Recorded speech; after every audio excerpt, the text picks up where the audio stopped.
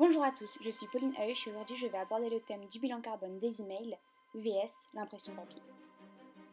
Et si vos emails polluaient plus que l'impression papier?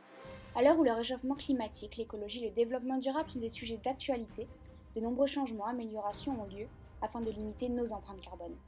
Ces évolutions nous amènent à changer nos habitudes de vie, que ce soit à travers l'émergence des automobiles électriques, le développement des énergies renouvelables avec les quartiers verts, les panneaux solaires ou encore les éoliennes, mais aussi l'envoi d'emails dont l'un des premiers objectifs est de remplacer les impressions et ainsi limiter le papier. Tout cela démontre ainsi un intérêt de la population envers l'environnement. Pour autant, êtes-vous réellement conscient de l'impact environnemental de vos emails? Pour commencer, il faut comprendre comment sont stockés vos emails. Vos emails sont échangés et stockés grâce aux data centers.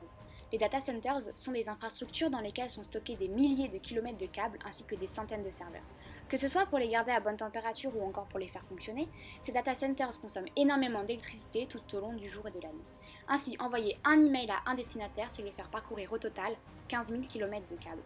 En plus de cela, il ne faut pas oublier de prendre en compte la consommation d'énergie de vos ordinateurs ainsi que ceux des serveurs de stockage présents dans vos boîtes de réception. Ainsi, lorsque l'on parle de pollution due aux emails, on parle en fait de pollution générée par la transmission et le stockage de ces emails, sans oublier bien sûr leur impact sur l'environnement. Pour se rendre un peu plus compte de tout cela, voici quelques données. 10 milliards d'emails sont envoyés dans le monde toutes les heures. Les centres de données représentent 10% de la consommation totale d'électricité de la France. Vous pouvez donc vous en douter, les data centers polluent énormément. 2% des émissions de CO2 à l'échelle mondiale, soit autant que l'aviation civile. Et enfin, un data center de 10 000 km² consomme autant qu'une ville de 50 000 habitants. De plus, et comme dit précédemment, ce n'est pas seulement le stockage des emails qui pollue, mais aussi leurs émissions. En effet, le bilan carbone dû à l'échange de nos emails s'alourdit en fonction du nombre de destinataires, du poids de l'email échangé, du temps de stockage de l'email et d'une pièce jointe dans le serveur. En effet, selon l'ADEME, un email envoyé génère 10 grammes de CO2. Une pièce jointe de 1 MO génère 19 grammes de CO2 et peut aller jusqu'à 50 grammes. Un email stocké dans la boîte de messagerie pendant un an génère 10 grammes de CO2 supplémentaires. Afin de vous démontrer tous ces chiffres et données, l'ADEME nous propose les résultats d'une étude menée par BioIntelligence Service afin d'évaluer les conséquences environnementales de l'échange d'emails à plusieurs destinataires. Dans un premier temps, nous pouvons constater que le potentiel de changement climatique augmente en fonction du nombre de destinataires. Nous pouvons aussi voir que le CO2 n'est pas la seule énergie consommée. La consommation de fer est aussi à prendre en compte, ainsi que celle des ressources fossiles. En effet, les serveurs des data centers requièrent des métaux et des ressources pour être fabriqués et entretenus. Au final, ces résultats nous montrent que multiplier par 10 le nombre de destinataires revient à multiplier par 4 l'impact sur le changement climatique, ce qui n'est pas sans conséquence.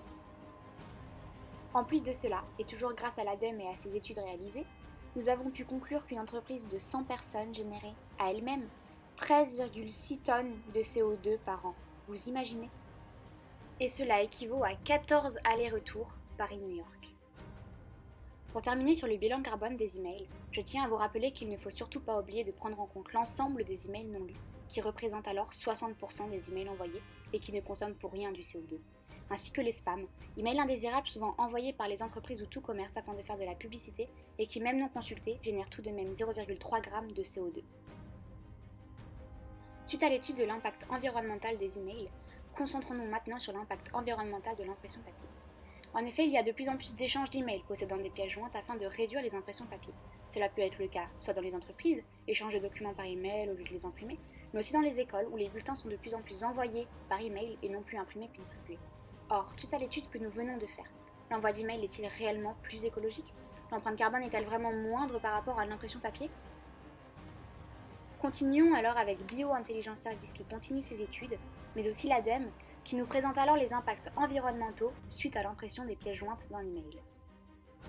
Ces résultats nous montrent alors deux aspects importants. L'impression a une forte influence sur l'empreinte carbone, tout comme le type d'impression utilisée. Par conséquent, pour tous les indicateurs à l'exception de l'épuisement potentiel des métaux, et comme on peut le voir sur ce tableau, les impacts sont multipliés par 2, voire 3. L'ADEME nous explique d'ailleurs que, pour l'indicateur d'épuisement potentiel des métaux, les impacts environnementaux diminuent pour les scénarios avec impression des pièces jointes du mail. En effet, ceci est lié à la durée de lecture des pièces jointes, considérée en fait comme quasi nulle pour les scénarios d'impression, 30 secondes au lieu de 5 minutes. En effet, la contribution de l'ordinateur, principal facteur d'impact pour cet indicateur, est donc plus faible. On comprend alors que l'empreinte carbone dépend en réalité du temps passé devant le document, soit la pièce jointe de l'email.